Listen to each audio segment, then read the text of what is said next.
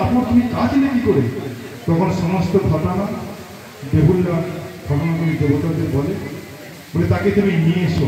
বললো বড় দুঃখী সে, তাই তাকে সেই দেবালয়ে নিয়ে গেল। তারপর তখন সে আরো কাঁদতে শুরু করলো।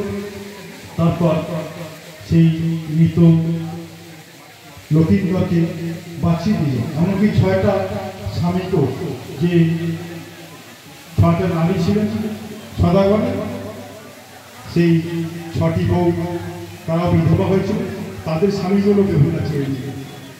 তাই সেই আনন্দে আসছে। মনসা বললে একটা সত্যিই বাঁচিয়ে নিচ্ছি, যে আমার পূজা করে। বেহুলা বলে নিশ্চয়ই করবে। আমি বললে এবার না করেছে থাকবে না, যদি না করে আমি এখানে আবার চলে আসবো। তাই সেই সবাইকে ফিরে পেয়ে আসছে আনন্দ। আর এদিকে সদাগর ফিরে এসছে, তোমার 6টা ছেলেও ফিরে এসছে।